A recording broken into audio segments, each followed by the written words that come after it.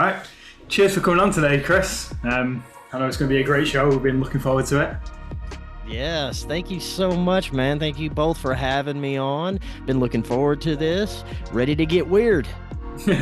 So firstly, we just want to know what inspired you and what motivated you to set up Forbidden Knowledge News? Oh, man. Well, I've always, since a small child, been interested in the paranormal, high strangeness, uh, mystical type of realms. But, by the time I hit my teenage years, I became very disinterested when I was introduced to sex, drugs, and rock and roll. So for many years, I really checked out of everything and just kind of melted into the matrix system and became part of, working 10 hours a day and at a job that I absolutely hated for many years.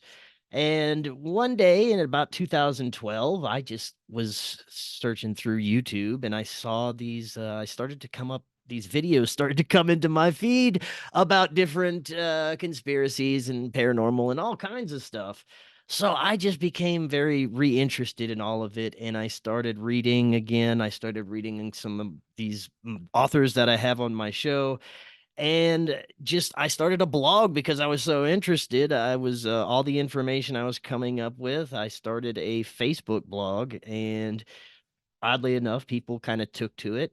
And I figured, man, I don't know enough about any of this. Maybe I should do a talk show interview style. And this was about like 2015, 2016, when the podcast thing was, it was just getting really big during that time. And YouTube was like, that's where it was at. So I started a YouTube channel. I'm kicked off of YouTube now, but I started a YouTube channel, and that's where Forbidden Knowledge News started. I started interviewing folks on there, and one day I had the wonderful Charlie Robinson on, who suggested that I turn it into a podcast, and he introduced me to my now producer, Corey Hughes, who's an author of A Warning from History. Great book. Guys, go check that out. So yeah, we started Forbidden Knowledge News podcast in about 2000, early 2017, and it became, it really started to pick up quickly, and it was not really anything that was bringing in enough revenue to call it a career at the time, but we were really working hard, and I had a profound spiritual experience that I met my spirit guides and they told me to quit my job and move to Colorado and just do this full time and I'd be okay. And I didn't believe it. But it was interesting. It was a very profound experience through meditation, kind of is my first, what I call contact experience with an intelligence that I consider to be something maybe etheric or mystical. And I understand it now as my higher self.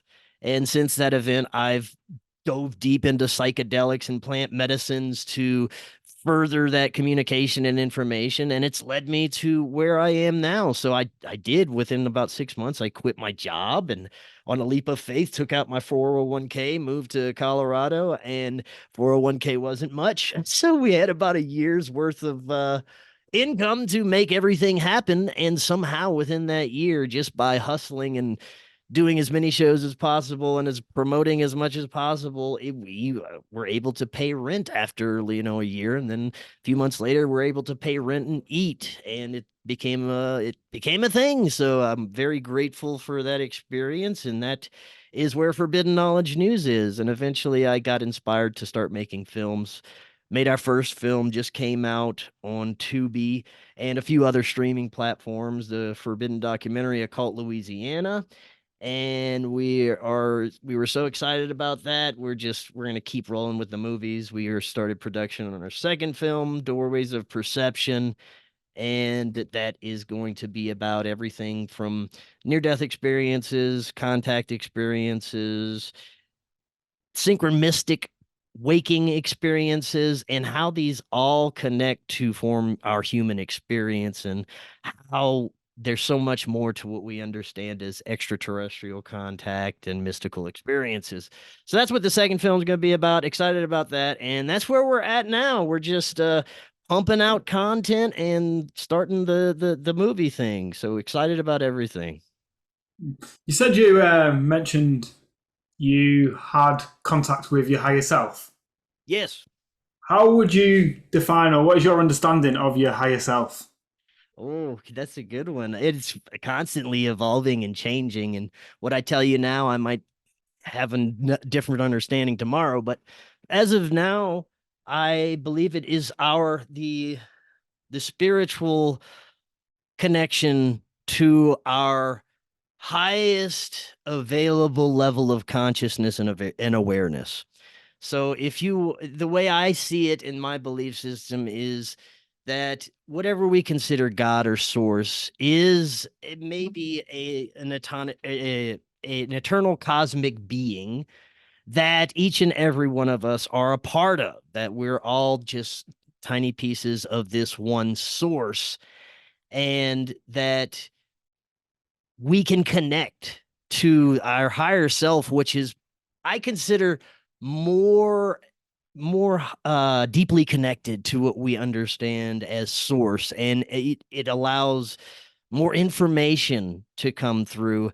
And there's a lot of people, I've come to this understanding through very profound experiences of meditation and plant medicine, that when people are channeling, and I've done this myself in the beginning, I would channel these intelligences that I really weren't identifying as my higher self, but other things, and I would learn from them. But I came to understand very quickly that whatever these other things are out there, most of them have their own agendas, and they don't really have your best interest in mind. And they're going to lead you in whatever direction they want to lead you, not the direction that you want to go in, and what your highest self and your soul mission is supposed to be. And I found that by bypassing all those strange intelligences that people channel, and angels and Archangel Michael and all these channelers that talk through different etheric entities, I've come to understand, just as my perception, again, it could change, but that these are distractions, that these intelligences are meant for you maybe to learn from here and there, but they're not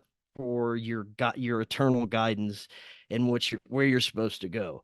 And I think that's what your higher self is once you reach that communication, you just automatically know it's you. You have this knowing that whatever the information is given you is going to be in your best interest and going to help you along your path. And that is exactly what happened when I made contact with it. And I've used plant medicines to really strengthen that and continue. And I've had such, incredible out of body and profound interdimensional types of experiences through that, coming into contact with these other intelligences, but having the higher self as a guidance the whole time, as a kind of protection.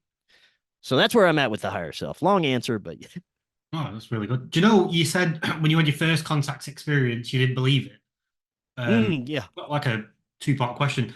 How, when did you realize that that was your first contact experience? That was it a while after? And so, firstly, how did you come about identifying that as a contact experience? And then, secondly, why didn't you believe it? I got you. Okay. So it was right away that I realized this is something that I've never knowingly experienced before, that it was something special. In fact, it was about 2 hours of communication with this intelligence. And afterwards, I called about 4 or 5 of my friends that do research in this field just to find out what is going on. And for the longest time, honestly, I thought I was communicating with an alien. It wasn't, the communication was instantaneous, like psychic communication. It was kind of like a mix of imagery and emotions that formed the thoughts or words that you would just automatically understand. And in the beginning, there was, sort of miscommunication because I wasn't used to communicating with this, but it strengthened, and I did exercises to help strengthen it through meditation, plant medicines, and things like that. And it eventually became like this teacher for me. But immediately I knew that it was something different, some kind of contact, quote unquote. But I didn't believe, I thought for about the first 2 or 3 weeks that maybe I was having an acid flashback. Maybe I was going crazy. Maybe I'm schizophrenic now. I just questioned everything about it until I had the experience. I repeated it more and more, and the communication was reassuring and giving information that was so profound I couldn't ignore it. And it wasn't like this thing was telling me to go kill myself or hurt someone. It was telling me to heal my childhood trauma. It was telling me to quit getting in messed up relationships with people. It was telling me all these wonderful things about how to heal myself and get to where I need to be. So eventually I figured this, it's probably not me going crazy. This is something. This is something, but I'll understand it more later. And I did. And that, during my whole career through Forbidden Knowledge News after that experience is spending trying to understand what is happening there. And I've come to understand that it connects to everything that I cover: magic, the occult, extraterrestrials, paranormal, hauntings, spirituality. All this stuff is all connected to these types of experiences. And I think that there's so much BS and misinformation about paranormal and extraterrestrials out there. It's insane, and it's become even more insane lately, but yeah, that's another thing that we could get into. What one thing what from my personal experience is, I would say I've looked into conspiracies for quite a while. Never really gone down the spiritual route, if you want to call it that. But when smoking, say, marijuana, for example, you get like a heavy amount of paranoia. Definitely, if you've got a lot of shit on your mind, stuff you've not done, someone you haven't called back, something on your to-do list for work, which you've kept pushing off, them sort of thoughts come into your head when you smoke weed. Like, oh shit, I need to bring that guy back. And then by the time you wake up the next morning, you totally just continue the way you're going. But how important would you say using marijuana to sort of like having these thoughts, writing them down, and the day after? Oh, this was not marijuana that I was. Well, I use marijuana, but that's just. See, it doesn't have the paranoid effect on me. It's more of a medicinal thing. I have severe ADHD, and it helps me focus. And when I started smoking in my really almost every day in my early 20s, before that, I was horrible at everything. Like when I was trying to learn things, it didn't work. Anything creative would get jumbled, and it was like a miracle medication once I started doing that. But I didn't use that for these mystical experiences. No, I started growing psilocybin mushrooms. In Colorado here, it is completely legal to do so. So I started growing those and having shamanic journeys and out of body experiences, and very, very profound, even, what I would consider consciousness time travel and things of this nature. So that's what I used. And marijuana is just something that's just a basic medication. Did you ever try microdosing psilocybin? I did. Well, here's the thing. I tried it all. But I've spoken with folks like Terrence McKenna, I've had on. I'm sorry, Dennis McKenna, not Terrence. He's dead. Dennis McKenna, who's been on my show a couple times, and lots of other people who do heavy psychedelic research in the field. And as well as just by having my own experiences, I've come to learn that for me, microdosing doesn't help as much as taking about 5 grams an experience and just really just going as deep as possible. For me, microdosing would be like it would take many, probably months to years to achieve what I could achieve in one evening of taking about 5 grams of mushrooms. So, and it's again, I would never recommend psychedelics to anyone. This is something that you'd have to choose on your own personal journey, even though it has for me profound healing effects, given me profound cosmic knowledge and knowledge of myself and where I need to go. I still wouldn't recommend it to anyone because it's not for everyone. It's only for the few who can be fearless when entering the depths of the innerverse of our mind, because to me that's where it's all at. It's not out in space. It's all in our minds, all these whatever we consider extraterrestrials or really thought forms and egregores that exist in our mind. And when we have these experiences, we got to face those things. And I believe that a lot of what we consider is even abduction experiences is a collective thought form that's been created over years of just manufacturing information from, especially from Hollywood, the mainstream media. Example, when I was growing up in the 1980s and Communion came out from Whitley Strieber, the cover of that damn book with the alien on it terrified me for, I don't know how long, and it terrified the entire world. Everything changed really with that book. That image of the gray alien was imprinted into the consciousness of everyone, and something that strong, I believe, can have an effect on everything. And I think that there are these eternal archetypes and thought forms like, oh, Jesus, Buddha, Ra, these gods that were worshipped throughout history that serve a sort of moral purpose and compass, and just as a, hey, this is what's to strive for as a human being, and this is what not to do, and this god is bad, but this god helps with this, or planting, or knowing the stars. And I think that was all archetypical information to keep humanity on track. And we can create the same type of thought forms and archetypes that become extraterrestrials or aliens. And I think these things can take on a life of their own in this imaginal plane that surrounds us at all time. I think that's an actual reality. I think that interdimensional thoughts are, the thought of something being interdimensional or multi-layered is a real thing, and that beyond our perception, all these things exist. But it's possible that maybe we created them by feeding them our imagination and our thoughts, and that's what takes on life of its own and then interacts with you. So yeah, another long answer, but that's where I'm at with it. So going off what you've just said there, what do you think AI is, or what do you think AI could be in the future, with that feeding off basically all of our thoughts? I mean, we could be controlled by AI for all I know. I mean, maybe in our deepest future that somebody created us and we're just a cosmic computer program, and I've gone down that route. I don't really like that. It doesn't resonate with me. I think it's more of an organic matrix that we created for ourselves. But as far as AI, it it's troublesome. But for me, the way I see it is, if you don't interact with it and you don't rely on it for things that you shouldn't rely on it for, like creativity, and some of the natural human processes that we do, because the more we rely on AI for natural human processes, the more we lose the natural human processes. And that's what's happened with technology overall. So it is very dangerous, but in the right hands, I believe it could be amazing. It could be incredible. And that's technology as a whole. Right now, it's for the most part in shitty hands. The technology is controlled by the lizard people, whoever those people are.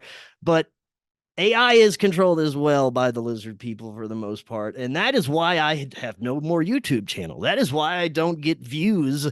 The algorithm, it dictates who's going to be seen, who doesn't. And it's really doing a number on our truther conspiracy type culture right now, because it's propping up these people that are just spewing the craziest bullshit out there. And people who are really genuinely trying to get to the truth are just, they're throttled down here. And it's a struggle every day to try and get, just get visibility. But that's the way it is. That's currently our state with AI. But I think, if things progress in the way that I think they could, with the people awakening and coming to realize everything that's happening right now, eventually, maybe within our lifetime, we could have taken over a large part of what we rely on by daddy government and corporations, because those things are crumbling right now. We can see just the destruction of this old slave system that is slowly rolling out and occurring. It's faster in different places, but it's happening, and people are being thrown out to the wolves and sacrificed, and high level folks are dying. And it's like a change of the guard that's occurring. So right now would be a great time for humanity to pull up their big boy pants and start doing some of their own things. Maybe create your own type of communication network, maybe create your own TV shows, things like this. It's a perfect time for humanity to start really taking over these things. And it's possible because there's so much chaos, I believe, at higher levels. I honestly think that nobody at the higher levels knows really what the hell's going on anymore. And they're just throwing everything at us: war, distraction, pandemic, everything negative to keep us in this fear base. But it's starting to, this spell, it seems, starting to break. So interesting times we're in. Do you see Bitcoin playing a role in humanity taking control of the financial systems? I love Bitcoin, man. I mean, I have no idea. I have the best person to ask that question would be my producer, who is like a crypto Rain Man. But he does believe that crypto is probably one of the answers to our financial system. I believe it could be, could very well be. I still wouldn't throw out, gold and silver and things like that because the tangible is always good, just in case we have a complete crash of our technological systems, or the grid, whatever you want to call it. So yeah, I think Bitcoin is very beneficial, and I made money off Bitcoin. I highly recommend everyone go get some Bitcoin. So it's one of the I think it's one of the possible solutions that we could have, as long as it remains what it appears to be, that no one can touch, no one can manipulate or change any of the basic what Bitcoin is. So that's what makes me hopeful about that. Hmm. Well, do you know, with this is just flipping into you going into sort of documentaries and movies. What do you see with Hollywood at the moment? Because what I'm sort of recognizing, and we spoke to someone on the podcast the other day, that Hollywood sort of feeds what's about to happen if you read between the lines. And you could see it a lot in the 2000s when it was very much glorifying war, and that was when there was a lot of war on. But now, when you're looking at Hollywood films, you're seeing a lot of cyber threats and post-apocalyptic times ahead. What do you think? Even aliens. Yes, yes. Threats from space, apocalypse, the grid going down. And it's crazy that the Obamas have started to produce these movies, and they've got more coming. They've got plenty more coming. This is crazy. But yeah, the programming in Hollywood, it's always been there. It always leads to our next era. And what's happening now is different, though. What's happening is very interesting because Hollywood really shot itself in the foot over the whole COVID era, trying to be as woke as ridiculously possible, and people hated it. Like, the small group of people that they were pandering to wasn't enough to keep Hollywood afloat in any way. They lost so much. There's still, I mean, Hollywood as we know it is no longer in California. It's in Atlanta, and it's not the same thing anymore. California is just it seems like a cesspool. I wouldn't want to live there, but things don't seem too good there either way.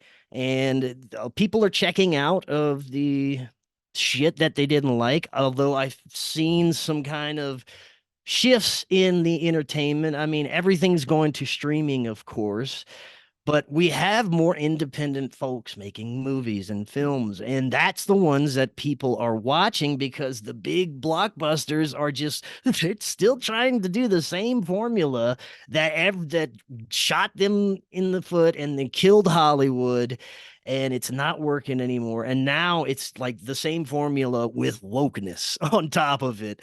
So, all the the agendas that they're trying to push forward, all of the ridiculousness that are trying to get people to alter themselves as humans and things like that. But that is not working, and it's interesting. So I am very hopeful that what we know as our previous entertainment business is going to be something very different, even within a couple of years. And the sacrifices I was telling you about earlier, the rap artist Diddy, these people that are just, it's coming out. The truth is coming out about all these guys. And I think it's not a good time to be a globalist celebrity or pedophile. It's just all, man, it's bad times for them. And I think I think it's a great thing. And like I said, I think they're just scrambling because they know it's all falling apart for them. But Yeah, Hollywood is interesting, and I think we just, it's another thing that we need to take over. Like as independent content creators and entertainers, we need to just slide up in that and take that over too. Yeah, what one thing I noticed definitely with the sort of woke agenda in the entertainment industry was there's a lot of people who just lived practically normal lives, didn't really question anything. But when all this woke stuff started coming, and then they saw the backlash of it all, they were a bit questioning, like, hold on a minute, what is actually going on? And instead of watching that, they thought, I need to learn more about what's actually going on because they're in like a confused state where they're like, why is this happening? I don't understand. And then it's plugged a lot of people into looking more into podcasts and conversations to um, learn more about what it is that's actually going on. So when you've got like the truther community who have sort of seen it come in for a long time, you've also got this, I would say, like a medium sort of state of people that are like, this is weird. I used to enjoy just sitting down watching superhero movies, but now it's She-Hulk and all this other crazy Disney stuff. So there's like that's where I think Hollywood's messed up the most, as you were saying as well, is that middle sort of level people who don't really give a shit about it either way are now uncomfortable sitting through an hour and a half of pure propaganda just filling their eyes. Yeah, yeah. I mean, I don't see how they could ever think that people would just, they could throw out these ridiculous concepts and people would just automatically glam onto them. The masses would just go for it. But I have a shifting perspective on why everything is happening the way it is, and it's on a much larger kind of cosmic scale that myself and a few others in this community have been really looking at. And it sometimes gets backlash. People sometimes check out because they're not ready to hear this yet. But it to me, it seems like, so I'll start off with all these globalists and the elitists and the celebrities. Yes, they're all evil, satanic pedophiles. I agree. There is scumbags.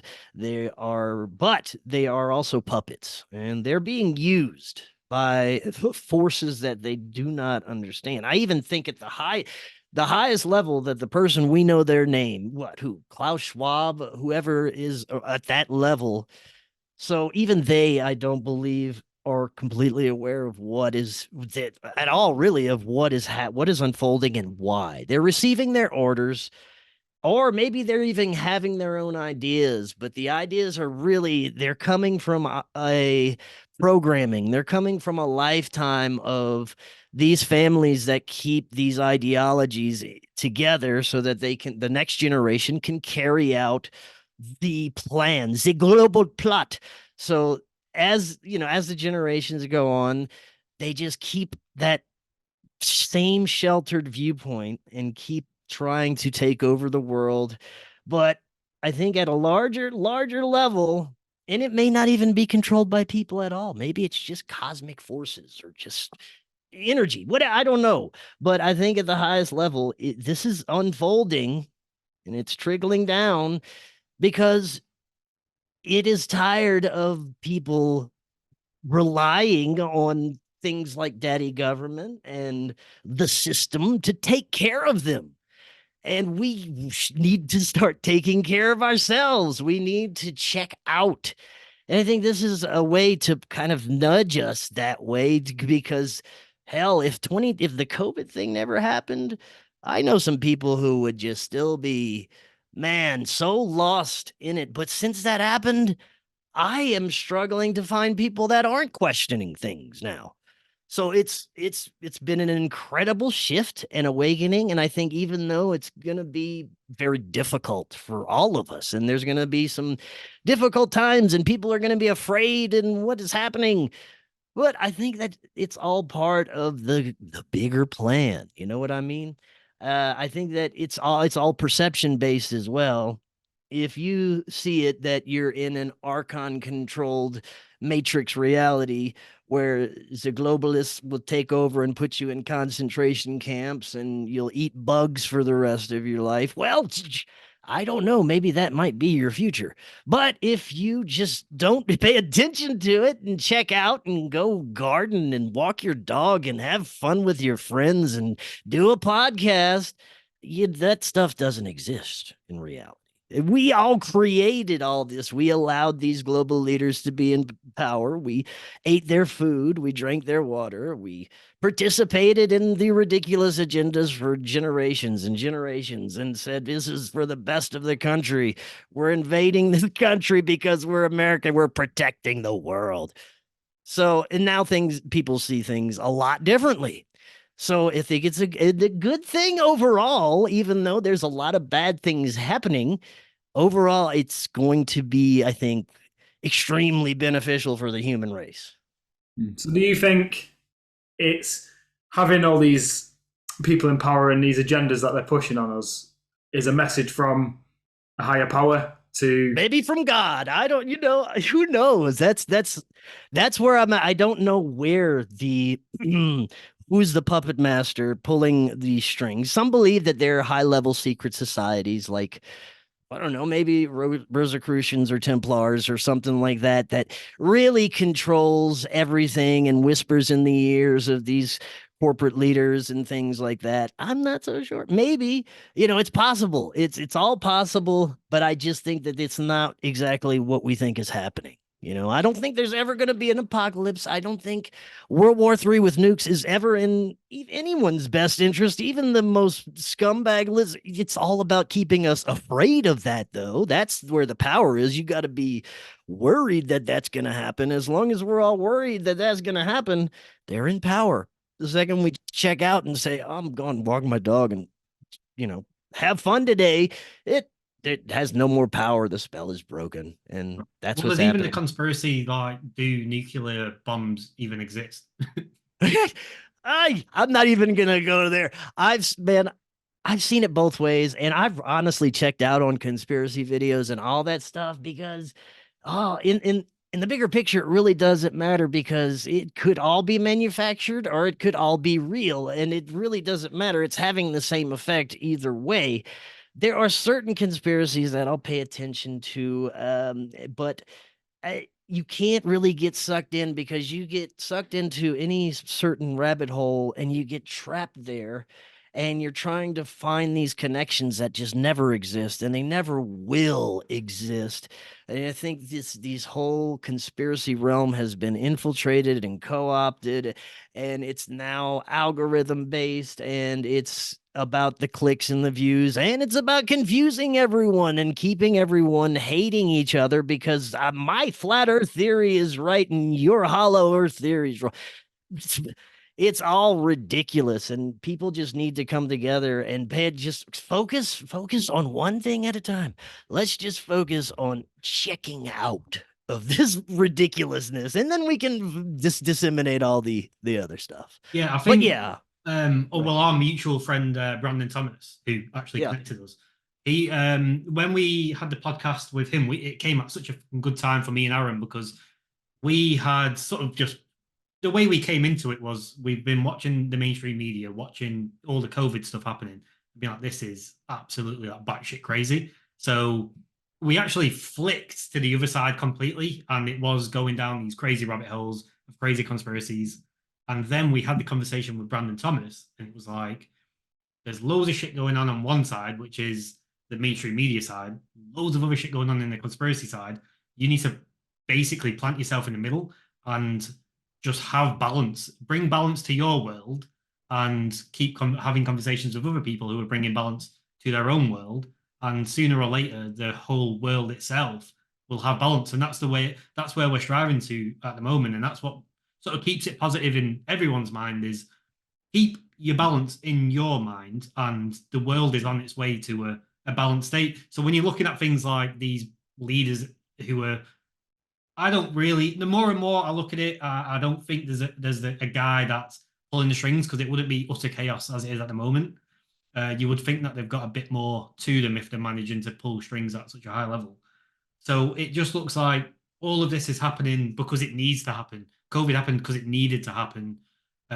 All of everything that's going on needed to happen for more and more people to wake up and find balance in the world. Yeah.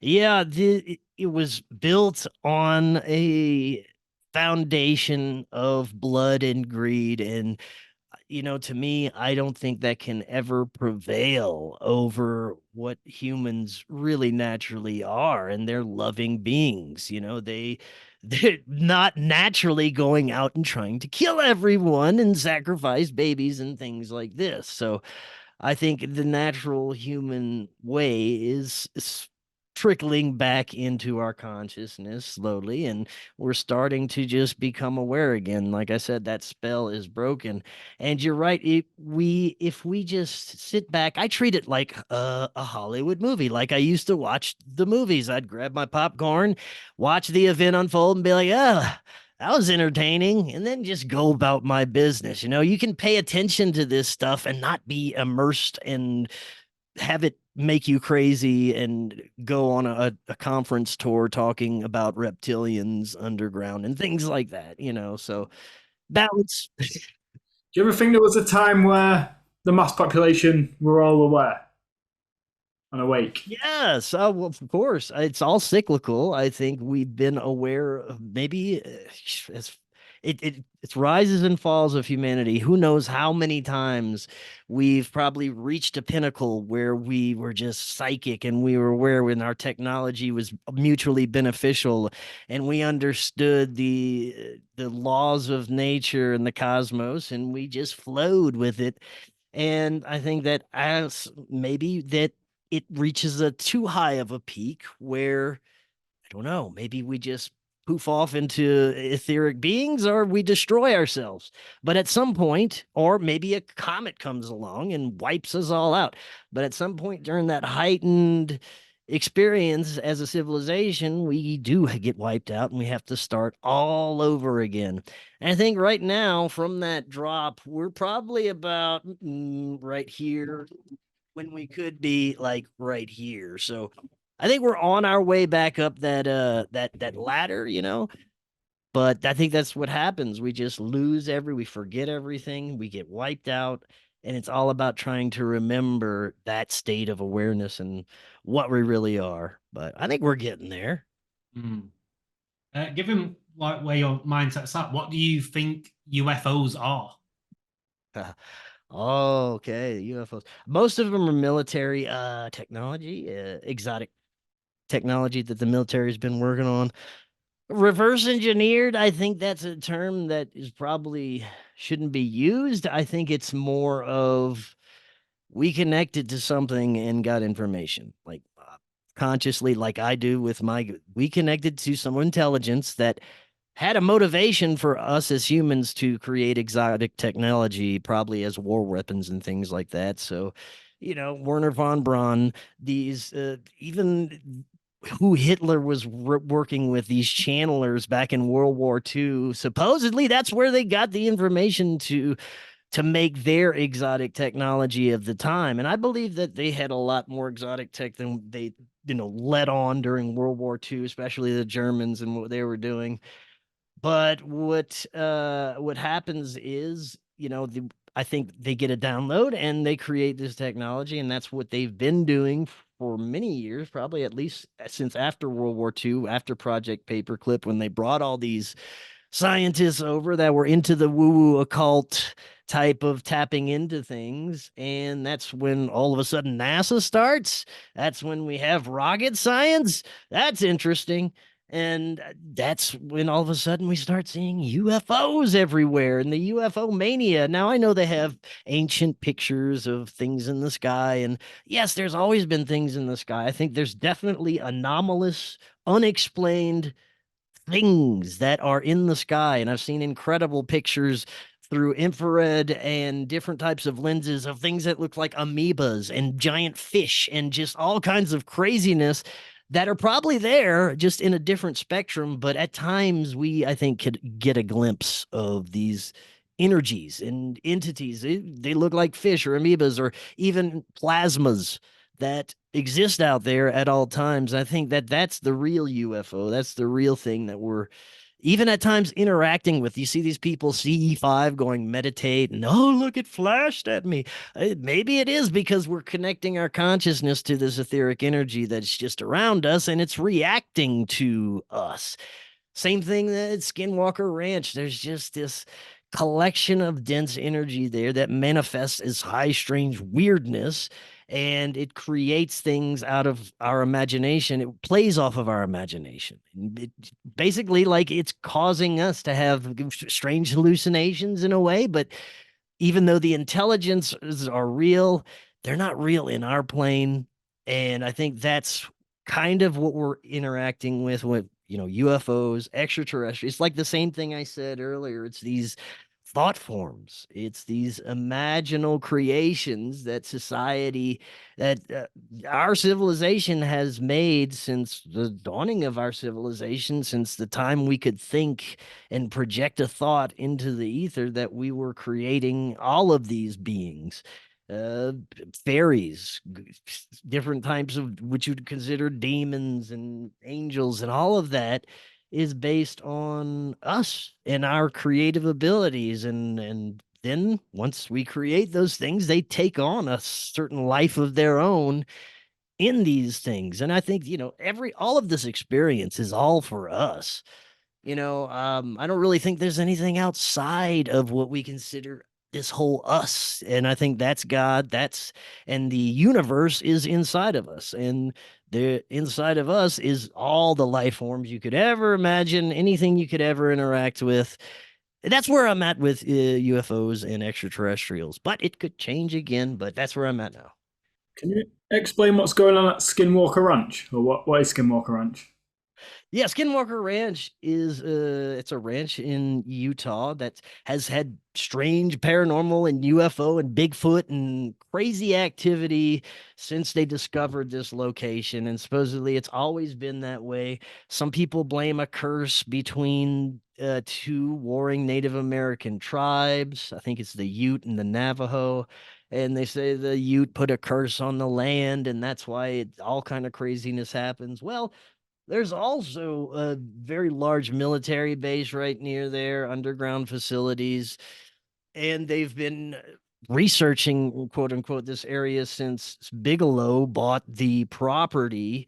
Robert Bigelow, Bigelow Aerospace, bought the property, way back in, I think it was the 80s or 90s. I'm not exactly sure. Maybe have even been before that, but he owned it for a very long time, started doing research into the strange activities there. And out of all the years he did research, they expect us to believe he didn't find anything, packed it up, and left. And now he has a consciousness studies center. But there's also beliefs that he buried all the research they did because he, for whatever reason, maybe he was talked to by a higher level person, that they didn't want any of this to get out and he needed to cease and desist. Well, for whatever reason, now they're allowing all this crazy research to go on a Skinwalker Ranch. They're making History Channel movies about it, but they're pushing it as an alien narrative that fits the alien narrative that's coming out from our mainstream media, that these are UAPs, they are threats, they could be possible threats, and, they could be these alien beings coming from different planets. Well, me personally, I don't think that space is what we think it is. I don't believe in a flat Earth either, but I don't think that we can access space like you think it is, and I don't think that anything is coming from any different planets. That's for sure. I think that it's all, like I was telling you earlier, part of our consciousness experience, and we can have collective witness because our consciousness connects to each other, and we have these experiences. And they've done incredible experiments with things like the God helmet. Have you heard of the God helmet? This is a helmet that's kind of like a sensory deprivation thing that people use. They put it on, and it has these sensors and things that stimulate your eyes and your brain. And before you know it, you're having like this mystical experience and you're talking with different beings and things like that. They have something else they've been using called an Anja lamp, which within a certain radius will mimic the effects of DMT on a person. And then they'll have these crazy experiences. But the best part is they can they can document what happens on film because it not only shows up in their vision, but they are filming the manifestations of these weird beings and spirits and things that show up when they're using this equipment. So, very interesting research they're doing right now, but it still all points to that it's a phenomena of the mind, and we are not only just heavily interacting with it, but we have effects on it in ways that they do not understand. And I believe that it's something that we, at the deepest level, are projecting in a way. So, Skinwalker Ranch, all these same places, I think that's what's, as of now, could be the answer to that. But the only one that gets me is Bigfoot, man. I think that could be a physical thing. I don't know because I've had plenty of witnesses and people that have had Bigfoot encounters and different types, and sometimes he disappears, sometimes he has psychic abilities, sometimes he's seen, right near a UFO. So very, very strange things with Bigfoot. Mm. What is it about Bigfoot that is so compelling? Because I would say when you hear about Bigfoot when you're a kid, it's it sort of scratches that fantasy part of your brain as you're a child. Oh, I thought it Um, was hilarious. I didn't get into Bigfoot for the longest time. I didn't take it serious. what is it that's compelled you to it? Well, now. Oh, well, so first of all, it was a big part of my first film, and I did a lot of research into it. And I've talked with witnesses and experiencers of this. And this one gentleman in particular, his name is Scott Pace. And he is just he's a hunter in South Louisiana. He doesn't drink, he doesn't do any drugs. He never even thought about Bigfoot a few years ago, didn't know anything about any of this stuff. Well, one day he's hunting and he sees it. He's looking through his rifle scope and he sees this Bigfoot. He's undeniably a Bigfoot. And he's like, oh, it exists. Well, then he also pans his rifle over a bit and he sees standing next to it and seemingly communicating with it is a 7 to 8 foot tall werewolf man or dog man. It had a elongated snout. These things then proceed to psychically project to him to get the F out of there, or, we're going to come in there. And so he's like, all right, he just takes off. But after that experience, he's seeing them more and more. And it seems like they like psychically come and talk to him. They knock on his windows, they leave footprints, they leave gifts for him. And he has this strange relationship where he goes out and they never really, come out and sit down and talk with him. They're very elusive. They'll peek around trees. You'll see their shadows and then you'll sense them, and then they might throw a rock or make themselves known in other ways. But it's very, very interesting. And even, there's physical evidence with this. You got your hair samples, you got your footprints, and I've seen some of these things and they're very compelling as to maybe this is just a lost hominid, the humanoid creature that has been in the wilderness its entire existence and never been exposed to technology, never been exposed to some of the stuff we are. So it has this connection where it knows how to psychically communicate. It knows how to have all these abilities that we were talking about earlier that maybe our ancient ancestors had and lost because of the technology and what we're exposed to. But if you're in the middle of nowhere all the time in the wilderness and all you have is your Bigfoot family and wilderness to communicate with, maybe you develop some sort of cloaking ability, some sort of consciousness ability, make us see things that aren't there. I don't know. I think they're like the sorcerers of the forest. So Bigfoot's interesting to me. Well, going off the theory that he is humanoid, that's been sort of, or she, I guess, has been sort of trapped there. It could quite possibly be that there's more around the world because there's loads of sort Oh, of yes. empty I think they're areas. everywhere, man. I was looking at a map of Bigfoot and Sasquatch reports, and it's saturated everywhere. You could probably pull it up on Google.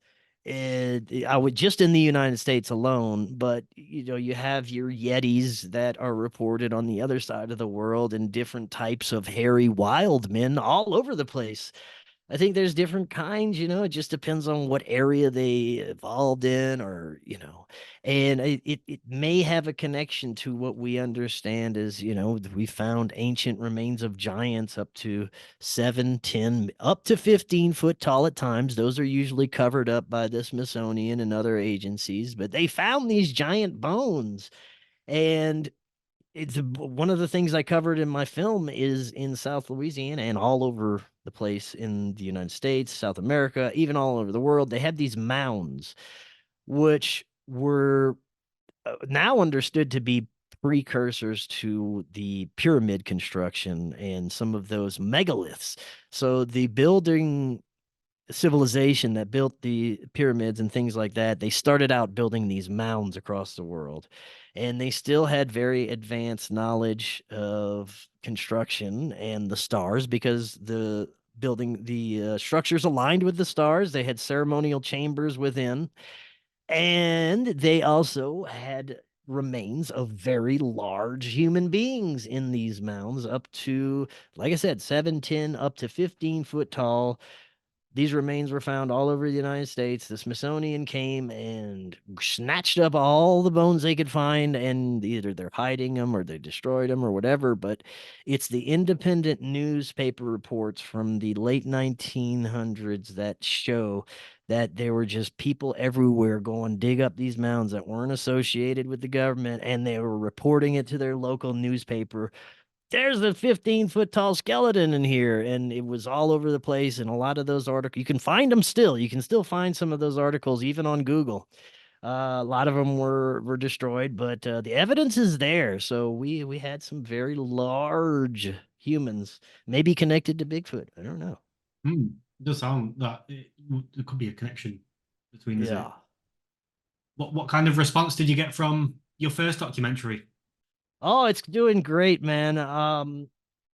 The Forbidden documentary, Occult Louisiana, we cover all this, things we were just talking about, like Bigfoot, but also the culture of Louisiana, the voodoo culture, history, such as some of the pirate activities that went on there, the activity of plotting of the JFK assassination. And then we really focus on the Bigfoot and dogman or werewolf phenomena, and a lot of the other paranormal things that occur in Louisiana and New Orleans. And it's doing incredibly well. We're very excited about it.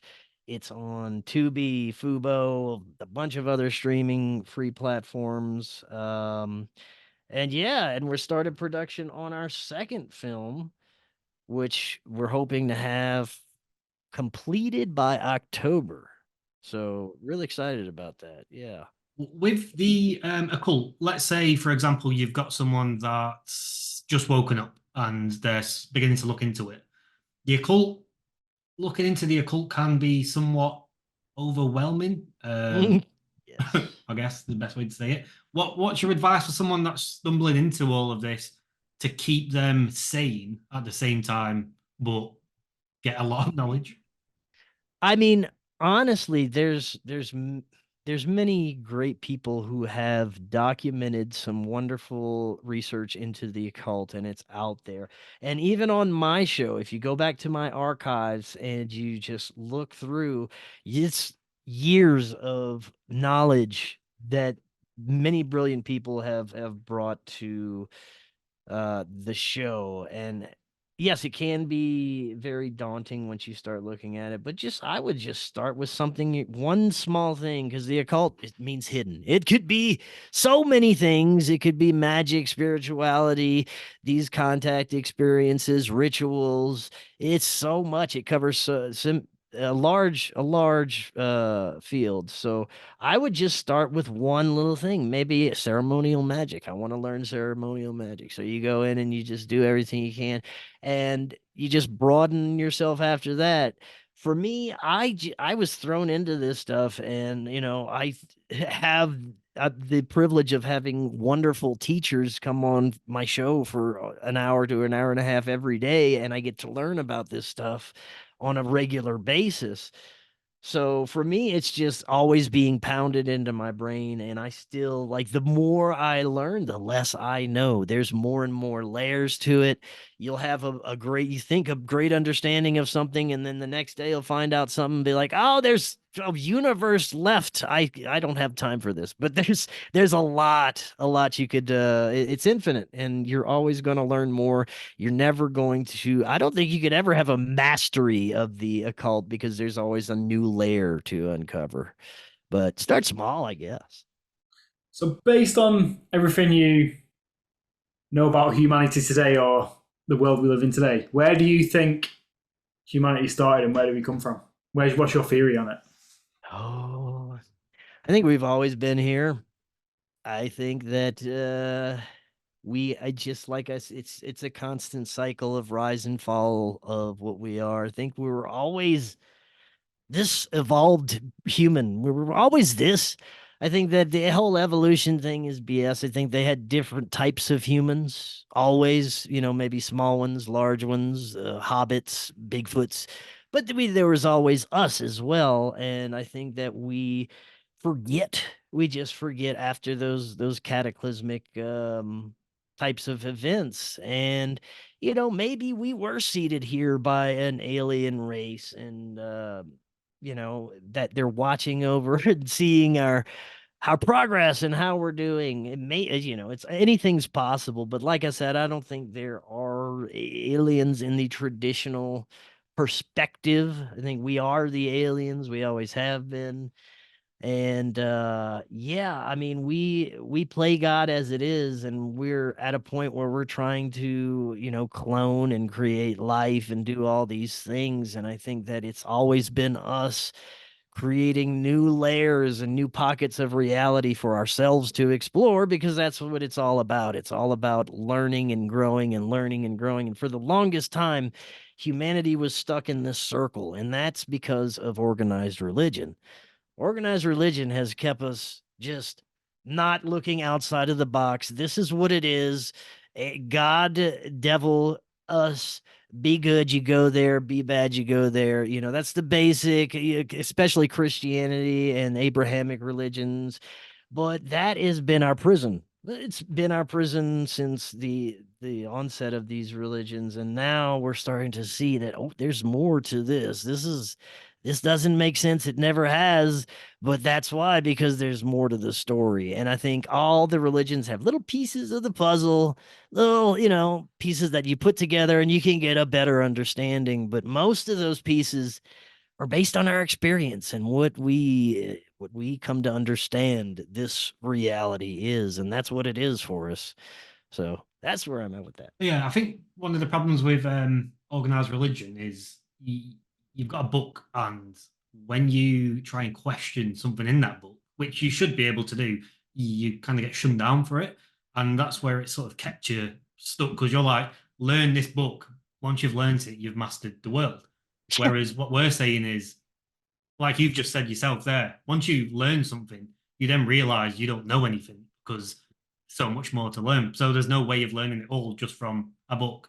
And it's the same thing that we've got with science at the moment, right? Is you're not allowed to question anything because whatever's been proven there that's the fact. So just take it and move on. And science is probably similar to religion in the way where it's just trapping us in this part where we're not going to be able to learn more because there's rules that we have to abide by. But why is there rules on anyone's thinking? Yes, and we also not only had the ability to unlock new layers of our perception, but we create it as we go. We also have the power to manifest outcomes and create our own reality and build our own world. And that goes on into new layers and levels as well. So I think I missed your question. I might have I gone don't think off I the actually rails asked the there. question. I think I was just saying. Oh, right on, right on. Yeah, it's we're at a I think we're at a super interesting point in our human experience collectively, because for the longest time, like I said, we were in that loop, we we're trapped. Not many people were looking outside. You had your your oddball that people would call weirdo and kind of shunned from society, who saw things as they were, really. And now we're starting to see things as they are, and it's becoming a different type of era, and we're having different people, different types of people that we're just dealing with on a daily basis, even in our own family. My brothers are completely different brothers than they were 4 years ago. And we're having these strange changes occur in our physical reality because of our collective understandings. I mean, perception, everything is perception. The good example, 2 weeks ago I went to a grocery store and I saw it a certain way. They didn't make any changes to this. They didn't do any construction in the past 2 weeks. Nothing changed, no new signs. But I went there and it's like, where did the store come from? It looks like they painted it. Did they do something? No, I realize I'm just seeing it in a different way because I'm paying attention to more things than I used to. And that's what's happened. You unlock a little layer or something, you'll pay attention to new things in your waking world, and it changes. It's like, wow, it was always like that, but it wasn't, because I saw it a different way. So I Yeah. think that's a lot of what's happening now. It's like when you say if you buy a new car and the car's, I don't know, say a Ford Focus, you start seeing Ford Focuses everywhere. It's the sort of same thing. I've got a question around, I guess it's around occult and Hollywood again. So the when you're looking at these Hollywood singers, let's say, they're all sort of doing these weird rituals at their concerts, which are coming up more and more, and loads of people just sort of turn a blind eye to it. But when you're watching them, it looks like they've done it in a way where the crowd is involved in this ritual. What is going on there? Because some of them are freaking me out. Like the more I see them. Well, I think there's a lot going on there. I think these musical artists are involved heavily with dark arts. I've had a few that used to be involved in Hollywood on my show and in the music industry, and talked about some of the dark things that go on. And it is very much ritualistic. It is very much having to do with the dark side of what you'd understand as magic. And involved with that is a lot of sexual degeneracy, dark behavior, pedophilia, blood rituals, all these things. And it's based on their belief that this brings them power, and it has, certain effects. They also charge their music with certain types of energies and rituals, and it has an effect on those who listen to it. It can put you in a trance, it can change your consciousness. And it's all part of really just the creation of a Borg human that's just part of a hive mind society that just goes with the like it, they were like most of society before all of this started happening. And it's created through culture creation, through music. A lot music has a huge effect on our global consciousness and the way we collectively think and act. And it creates this human experience that is false for people who really just fall into this belief that, oh, the celebrity is like really a special person, and this musician is something way above me that I could, and there's like a god, and they're making this wonderful music that you get sucked into and entrenched. But a lot of it has toxic frequencies, a lot of it has subliminal messages, and it just programs you to a certain way. And I can't listen to any of the mainstream pop and rap and none of that stuff. And I struggle to find good music, and I listen to older, like, indie rock and some alternative stuff. But I think that with the rituals, that the music videos and things like that, it's just the combination of the imagery to program a person. And especially they're going after the younger generations right now, because that's their only hope. The next generation, they're just hoping that we'll die off and the next generation will be blind slave puppets that are completely programmed by the agendas and everything that they're trying to do. So it's a destruction also of the family unit and what we consider to be traditional family values and morality. They are pumping the kids with these sexual images and depravity, and it's okay to be this way, and it's also okay to be anything other than what you really are. So that's fine. It's, all about programming and the as well as, in some Hollywood movies too. And I think that there's a lot of movies out there that aren't really meant to keep you in the programming, rather break you from it. And I think there were certain films that were put out that really did that, like The Matrix. It was something. It was a game changer for people, and it let out of the bag something that people are like, oh, wait a second, questioning. So you have your good and bad in Hollywood, but the music entertainment industry, it's really difficult to find anything good or wholesome or, that would be beneficial for your ears. Yeah, well, Taylor Swift's a good example of that because her dad was what, an investment banker or something. That They all are. They're all born into these incredibly rich families, even though sometimes they might not portray that. Oh, I was from a trailer park and I made it big. No, they're always connected in some way. And that's the only way you're going to get that uber fucking famous is if you're connected at birth. And I say 90% of these people are. Maybe a few of them have squeak their way in somehow, but you know what they probably had to do to get there? Not good things. I think that's the only way you're gonna get to those levels is by doing some really questionable degenerative activities. yeah, you sort of see some of them that do slip through the cracks, and they just they Yeah, just there's a few that I think naturally just made it there, but then it it's a miracle if they can keep their soul. It's a miracle if they can keep their sanity and not be MK Ultra to death. yeah. Well, a lot of them that do slip through the cracks, you sort of they disappear after about 2 years, and then you're like, well, Yeah. whatever happened to that guy? Yeah, it's true. And right now it's kind of scary to see what's really happening. I mean, everyone's secrets coming out. If you're involved with some of this pedophile stuff, it's getting everybody right now. So it's super interesting to see the sacrifices that are coming out of Hollywood and things Why do like you that. think all that's coming out now? Oh, I think it's part of that, like earlier, like I said, the part of that cosmic plan. For whatever reason, it's just being forced out, and these people are they're paying their karma. I think that's what it's all about. They were able to skate free for so long, doing such evil and horror. You can't go that long putting out that much bad, horrible energy into the universe and not expect it to come back in some way. And I think all these people are just getting it back right now. It's all that negative stuff is coming back on them. So yeah, it's super interesting to watch it unfold. I got my popcorn.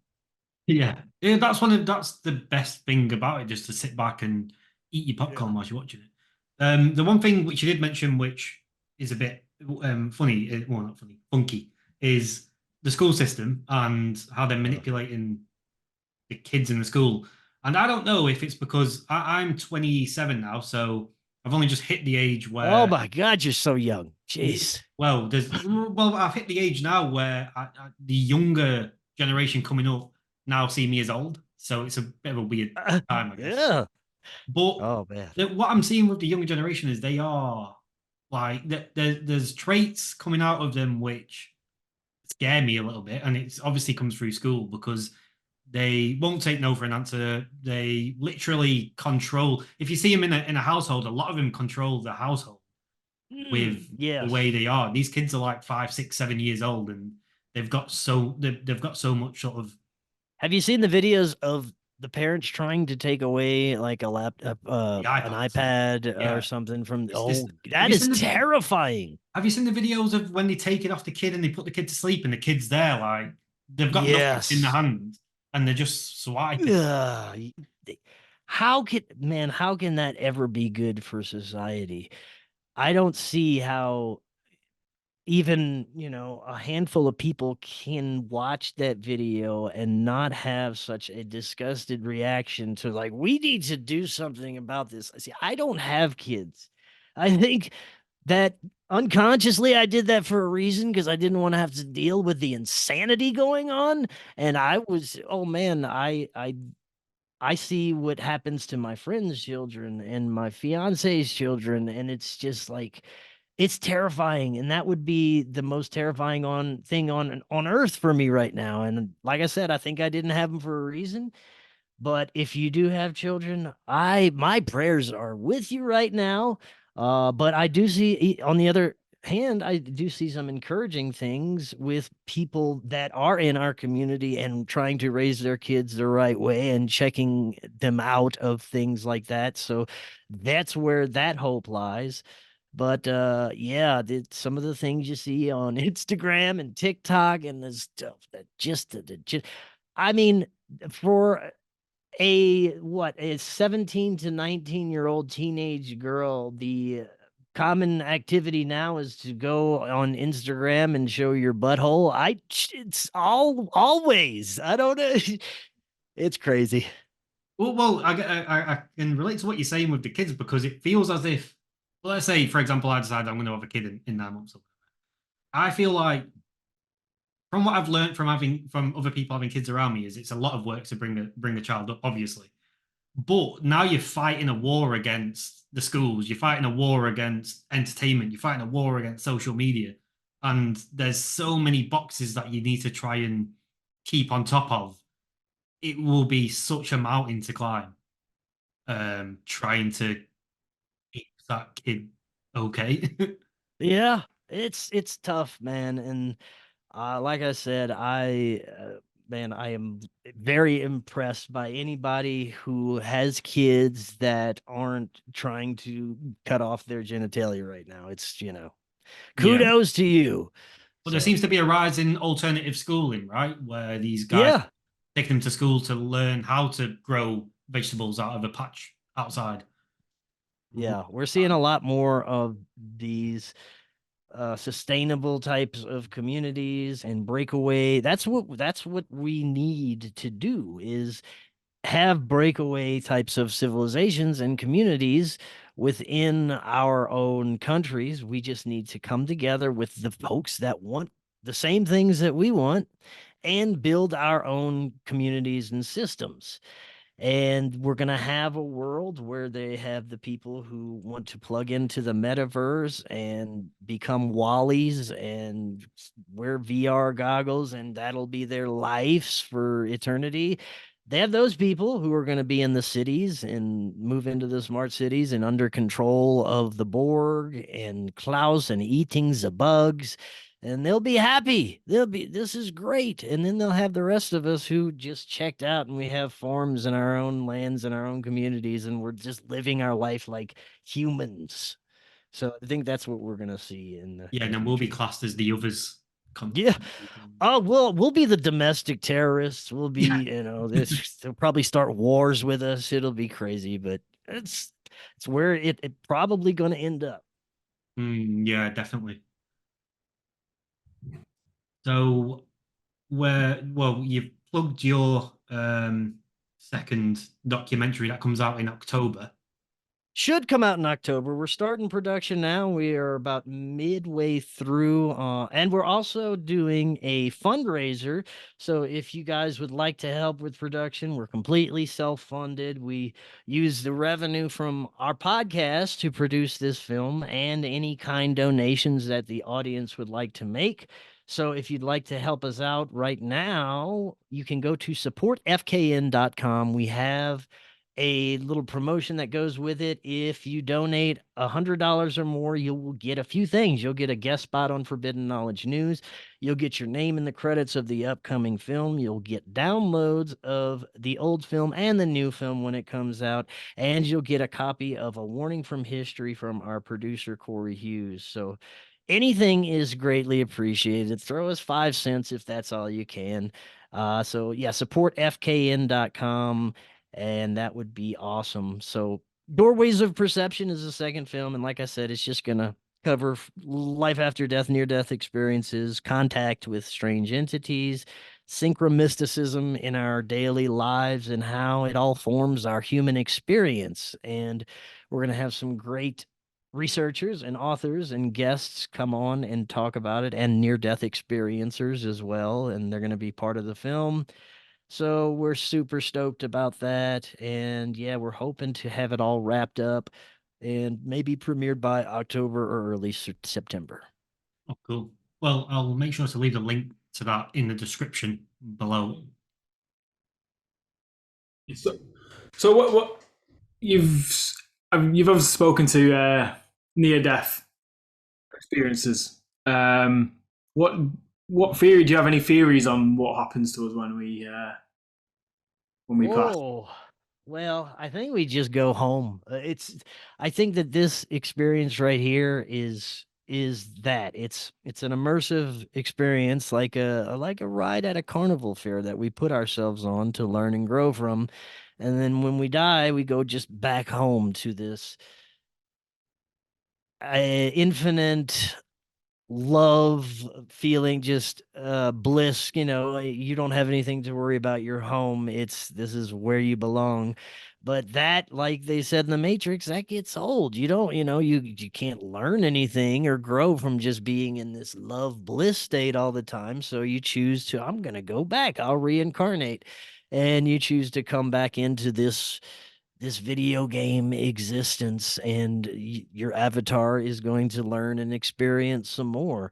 So I think that's what's happening. And when we die, we have a release of DMT in our brain. And I've done many psychedelics, and that's part of what this film will be about, as well as the altered states and shamanic states that are very not only similar, but they are just as equally comparable to dream states and near death experiences. So they are, when you're immersed in these experiences, whether it's a shamanic dream, a dream in your mind, or a near death experience, at the moment you're experiencing it, it's real for you. It's realer than anything. You are immersed in it, and that is your reality. It's also, people have this profound feeling of being just home, where they're supposed to be. And you have some experience life reviews. They show you everything you did, and you get a choice whether you want to go back or not. I think it's different for each person. It's based on their perspective at the time of death. It's based on their belief system at the time of death, and they experience what their consciousness has built for them to experience. When that DMT floods your brain, it's like a doorway to the other side. Same thing, you take a large amount of psychedelics, psilocybin, you get that DMT experience, and it's a doorway that your astral body then proceeds to, your consciousness, and you have the interactions, and you experience what the other side is, what the other side of this reality is. And I think that's where all these intelligences lie. That's where our ancestors lie. That's where we go when we die. And it's all around us at all times. We just can't see it. It's all part of this same interdimensional type of reality that we live in. And that's yeah, I think that's what happens, maybe. Oh yeah, it seems like the most plausible is like you pass on to the next stage because there are gaps in the system at the moment, so to speak, where you can access them. And as we've discussed throughout our conversation today, there's glimpses through taking drugs, through just experiences that people have. I mean, even just sleeping or having a dream is Yeah. accessing something out there, which It is can happen all the time. Even, if you go into a daydream or you're just zoning out, meditating, you can access these same types of levels of consciousness in many, many different ways. And I think we do it all the time and we don't realize it. But when we immerse ourselves in this human material experience, it causes forgetfulness. We forget about what it's all about and what we're doing here, and we're focused on working and making money and feeding our families and paying bills and all this stuff. So it takes away from that awareness of what's really important. yeah, right. Because if you look at the average day for someone, they wake up early, commute to work, spend 8 to 10 hours at work, commute back, sort the kids out, cook tea, watch some crap on TV, and go back to sleep. And on the weekends, they take drugs and just drink all weekend. Yes, that's what the perceived human experience has been for so long. You know, you get that dream job, you marry the high school beauty queen, and you have a beer in the evening, and you go to work at your 9 to 5 job, and you repeat. And maybe if you're lucky, you'll get a vacation, and you'll get a boat, and you'll be able to take the boat out on a 5-day vacation. Oh my gosh, what a wonderful life! When really you could be on vacation every day of your life and you could experience everything and anything if you're not trapped in that matrix bubble.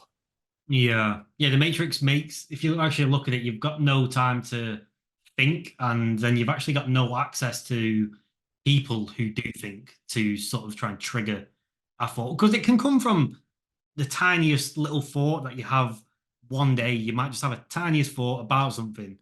And if you have time the next day just to ponder on that thought a little bit longer, it can develop into a few other thoughts or a few other branches of the tree. And then you end up being open-minded to a lot more.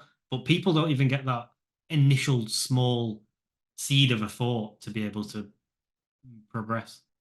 Yeah, I mean, a lot of it is just fear based because you don't have the confidence that you're able to do things without being a part of the system. If you don't get this 9 to 5 job, you won't be able to feed your family and make money. And people are programmed to just have that thought that you have to be a part of this system if you want to survive in it.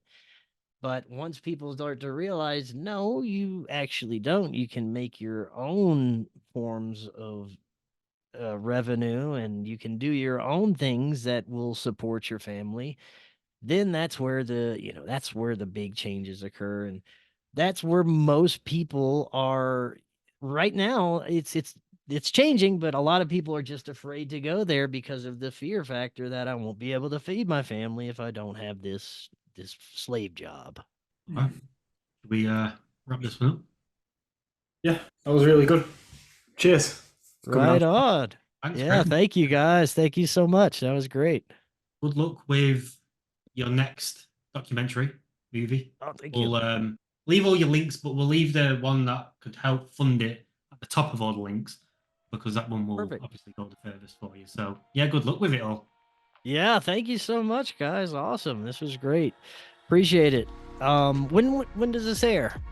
We've got a backlog of a few, so probably mid to end of next week. No, perfect. Awesome, man. Well, I appreciate it. All right. Thanks a lot. All right. Sweet. Cheers. Bye. See ya.